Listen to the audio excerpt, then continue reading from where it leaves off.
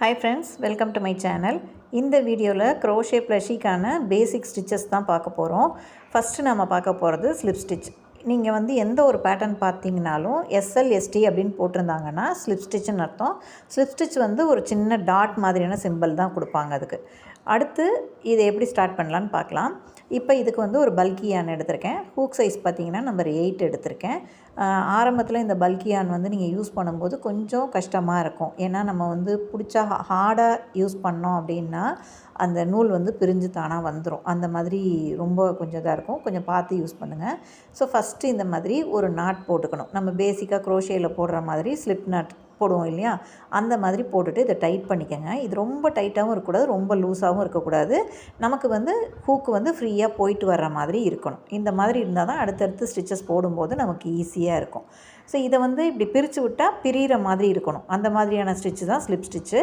So இதை நீங்கள் கையால் இப்படி எடுத்து போட்டு ஒரு சின்ன நாட் மாதிரி கூட நீங்கள் போட்டும் யூஸ் பண்ணலாம். ஸோ ஸ்லிப் நாட் வந்து எப்படி வேணாலும் நம்ம போடலாம். போட்டுட்டு ஹூக்கை இன்சர்ட் பண்ணிக்கோங்க. இன்சர்ட் பண்ணிவிட்டு டைட் பண்ணிக்கோங்க. நல்லா டைட் பண்ணிவிட்டு உங்களுக்கு ஹூக்கு ஃப்ரீயாக போகுதான்னு பார்த்துக்கணும். இப்போ அடுத்து நம்ம பார்க்க போகிறது செயின் ஸ்டிச். செயின் ஸ்டிச்சோட சிம்பிள் வந்து சின்னதாக ஒரு லூப் மாதிரி கொடுத்துருப்பாங்க. CHன்னு போட்டிருந்தாலே செயின்னு அர்த்தம். ஓகேங்களா? இப்போ எப்படி செயின் போடலான்னு பார்க்கலாம். இந்த மாதிரி ஹூக்கை வந்து இன்சர்ட் பண்ணி யான் ஓவர் பண்ணி எடுத்து ஒரு லூப் மாதிரி ஃபார்ம் பண்ணுவோம். நம்ம வந்து க்ரோஷே, அமிகுருமி எல்லாத்துலேயுமே பேசிக் செயின் ஸ்டிச்சஸ் போட்டிருப்போம் இல்லையா, இந்த மாதிரி தான். இந்த செயினில் நீங்கள் கவனமாக பார்க்க வேண்டியது சைஸ் வந்து ஒரே மாதிரி இருக்கணும். நீங்கள் என்ன ப்ராஜெக்ட் ஸ்டார்ட் பண்ணுறீங்களோ அதில் என்ன கவுண்டிங் கொடுத்துருக்காங்களோ அது கரெக்டாக கண்டிப்பாக இருக்கணும். இந்த செயின் வந்து ரொம்ப லூஸாகவும் இருக்கக்கூடாது, ரொம்ப டைட்டாகவும் இருக்கக்கூடாது. ஏன்னா அடுத்தடுத்த ஸ்டிச்சஸ் வந்து நம்ம இது மேலே தான் போட போகிறோம். ஸோ இது வந்து கவுண்டிங் எப்படி பண்ணுறதுன்றது ஈஸியாக பார்த்துக்கோங்க. ஃபஸ்ட்டு பல்கி யான் யூஸ் பண்ணுறீங்கன்னா கொஞ்சம் லைட் கலர்ஸ் யூஸ் பண்ணுங்கள். அப்போ தான் உங்களுக்கு வந்து செயின் கவுண்ட் பண்ணுறது ஈஸியாக இருக்கும்.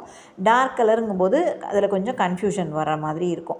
இப்போ இந்த மாதிரி வியாக இருக்குது இல்லையா, இதெல்லாம் தான் செயின்ஸ். இதை வந்து ஒன்று ஒன்றா நீங்கள் அப்படியே கவுண்ட் பண்ணிக்கிட்டே போக வேண்டியதான்.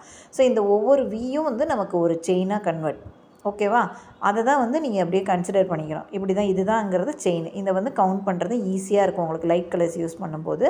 இது எல்லாமே இந்த கவுண்டிங் வந்து கரெக்டாக இருக்கான்றதை பார்த்துக்கோங்க. நீங்கள் போடுற செயின் வந்து லூஸாக இருக்கக்கூடாது, ரொம்ப லூஸாகவும் இருக்கக்கூடாது, ரொம்ப டைட்டாகவும் இருக்கக்கூடாது. இதில் நம்ம ஹூக்கில் இருக்கிற அந்த லூப் வந்து நம்ம யூஸ் பண்ண மாட்டோம். ஃபஸ்ட்டு இருக்கிற செயினை வந்து ஸ்கிப் பண்ணிவிட்டு செகண்ட் செயின்லேருந்து தான் சிங்கிள் க்ரோஷே போட ஸ்டார்ட் பண்ணுவோம். சிங்கிள் க்ரோஷேவோட சிம்பிள் பார்த்திங்கன்னா ப்ளஸ்ஸு அல்லது கிராஸ் இன்ட்டு மாதிரி இருக்கும். SC அப்படின்னு போட்டிருந்தாங்க அப்படின்னாலே சிங்கிள் க்ரோஷேன்னு அர்த்தம்.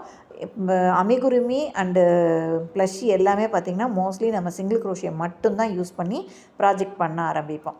ஸோ இப்போ இந்த செயினில் ஹூக்கை இன்சர்ட் பண்ணிவிட்டு இந்த யான் வந்து இப்படி எடுக்கிறோம். நம்ம கிராப் பண்ணி எடுத்துகிட்டு ஒரு லூப் எடுத்து ஒரு லூப் ஃபார்ம் பண்ணுவோம் இந்த இடத்துல.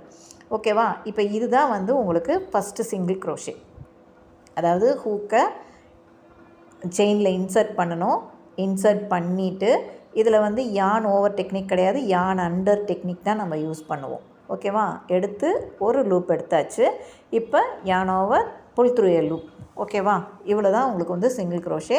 இதில் ஃபஸ்ட்டு ஸ்டிச்சை வந்து நீங்கள் மார்க் பண்ணி வச்சுக்கோங்க. அது வந்து ரொம்ப ஈஸியாக இருக்கும். ஏன்னா நீங்கள் ஸ்டிச்சை கவுண்ட் பண்ணுறதே கஷ்டம். இதில் எங்கே நம்ம ஸ்டார்ட் பண்ணோன்றதை விட்டுறக்கூடாது. அதனால் ஃபஸ்ட்டு ஸ்டிச்சை மார்க் பண்ணி வச்சுக்கோங்க. போடுற எல்லா ஸ்டிச்சுமே வந்து ஒரே லெவலாக போடுங்க.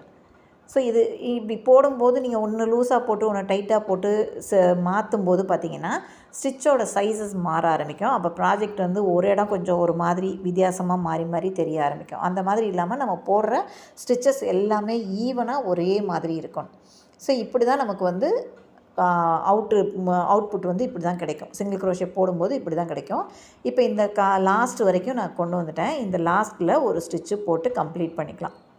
ஓகேவா? போடுற ஸ்டிச் எல்லாமே கரெக்டாக போடுங்க.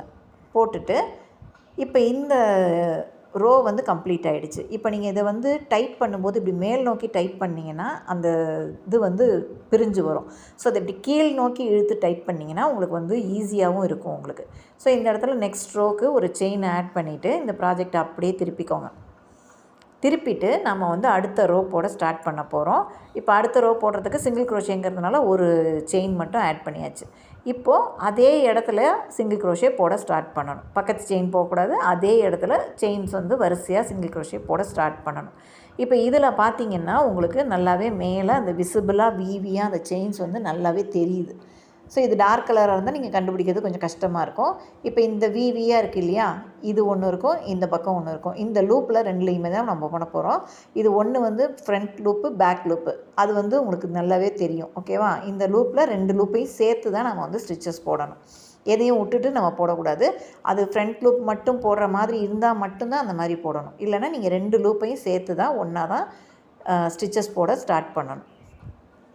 ஓகேவா? ஸோ இதில் எதையும் வந்து ஸ்கிப் பண்ணாமல் போட்டுட்டு போனீங்கன்னா தான் உங்களுக்கு அந்த ப்ராஜெக்ட்டு நீங்கள் நினச்ச மாதிரி கரெக்டாக வரும். க்ரோஷே பொறுத்த வரைக்கும் மெயினாக நமக்கு வந்து தேவை என்னென்னா ஸ்டிச்சஸ் ஒரே மாதிரி இருக்கணும், கவுண்டிங் கரெக்டாக இருக்கணும் இல்லையா? இதுதான் பேசிக். இதை வச்சு தான் நீங்கள் மேலே மேலே கொண்டு போகும்போது நீங்கள் என்ன ப்ராஜெக்ட் கம்ப்ளீட் பண்ணணும்னு நினைக்கிறீங்களோ அது நல்லபடியாக வரும். இல்லைனா எங்கேயாவது ஒரு கூடுதலாக ஒரு செயினோ இல்லை சிங்கிள் க்ரோஷேவோ போட்டாலும் சரி, இல்லை ஒன்று கம்மியாக போட்டாலும் சரி, உங்கள் ப்ராஜெக்டே கொலாப்ஸ் ஆகிடும். ஸோ கவனமாக போடுங்க. ஆரம்பத்தில் கொஞ்சம் வந்து இந்த யான் வந்து ஹேண்டில் பண்ணுறது கஷ்டமாக இருக்கிற மாதிரி இருக்கும். ப்ராக்டிஸ் பண்ண இதை விட ஈஸி வேறு எதுவுமே இல்லைங்கிற மாதிரி இருக்கும். ஏன்னா நீங்கள் பெரிய பெரிய ப்ராஜெக்டை கூட ரொம்ப கம்மியான டைமில் முடிச்சிட முடியும். இப்போ நம்ம ஃபஸ்ட்டு சிங்கிள் க்ரோஷே மார்க் பண்ணியிருந்தோம் இல்லையா, அதில் ஒரு ஸ்டிச் நம்ம கண்டிப்பாக போடணும். அப்போ தான் வந்து கரெக்டாக உங்களுக்கு 10 ஸ்டிச்சஸ் வரும். நம்ம வந்து 11 செயின்ஸ் போட்டோம், ஒன்று ஸ்கிப் பண்ணிவிட்டு மீதி எல்லாத்துலேயும் ஒவ்வொரு சிங்கிள் க்ரோஷே போட்டோம். ஃபஸ்ட் ரோவாக இருக்கட்டும், செகண்ட் ரோவாக இருக்கட்டும், எல்லாத்துலேயும் போட்டோம். இப்போ கவுண்ட் பண்ணி பாருங்கள். இந்த இடத்துல பாருங்கள், 1 2 3 4 5 6 7 8 9 10, மொத்தம் 10 சிங்கிள் க்ரோஷேஸ் இருக்குது இதில். ஓகேவா? இப்போ மேலே உங்களுக்கு நல்லாவே விசிபிளாக இருக்கும். ஒவ்வொரு செயினையும் நீங்கள் வந்து கவுண்ட் பண்ணுறதுக்கு ஈஸியாக இருக்கும். இந்த மாதிரி பார்க்கும்போது இந்த வி ஸ்டிச்சஸ் தான் ஒரு ஸ்டிச்சு. அடுத்து இது 2வது, இது 3வது, 4வது, 5வது, 6 7 8 9 10. ஸோ நம்ம பேஸில் 11 செயின் போட்டோம். இப்போ மேலே 10 ஸ்டிச்சஸ் இருக்குது. ஓகேவா? இது வந்து ஒவ்வொரு ரோ நீங்கள் கம்ப்ளீட் பண்ணும்போதும் கம்பல்சரியாக கவுண்டிங் முக்கியம். ஏன்னா நம்ம ஒரு 5வது ரோவில் தப்பு பண்ணிட்டோம், 10 ரோ மேலே போயிட்டோன்னே எல்லாத்தையும் பிரிச்சுட்ருக்க முடியாது. ஸோ எந்த ரோவாக இருந்தாலும் ஒரு ரோ கம்ப்ளீட் பண்ணதுக்கப்புறம் நீங்கள் வந்து மெயினாக வந்து ஸ்டிச்சஸ் கவுண்ட் பண்ணுறத பழக்கமாகவே வச்சுக்கோங்க. ஈவனாக இருக்கணும் எல்லா ஸ்டிச்சஸுமே. ஓகேவா? இந்த மாதிரி யூஸ்ஃபுல்லான வீடியோவுக்கு நம்ம சேனலை சப்ஸ்கிரைப் பண்ணி வச்சுக்கோங்க. பக்கத்தில் இருக்க பெல் ஐக்கானை கிளிக் பண்ணி ஆல்னு நோட்டிஃபிகேஷனும் கொடுத்து வச்சுக்கோங்க. அப்போ தான் அப்கமிங் வீடியோஸ் எல்லாமே உங்களுக்கு நோட்டிஃபிகேஷனில் வர ஆரம்பிக்கும். இந்த வீடியோவில் ஏதாவது டவுட் இருந்ததுன்னா கமெண்ட் செக்ஷனில் கேளுங்க. இந்த வீடியோவுக்கு ஒரு லைக் கொடுத்துட்டு ஃப்ரெண்ட்ஸ் அண்ட் ஃபேமிலிஸ்க்கு ஷேர் பண்ண மறக்காதீங்க. நெக்ஸ்ட்டு ஒரு இன்ஃபர்மேஷன் வீடியோவோடு உங்களை பார்க்குறேன். தேங்க்ஸ் ஃபார் வாட்சிங்.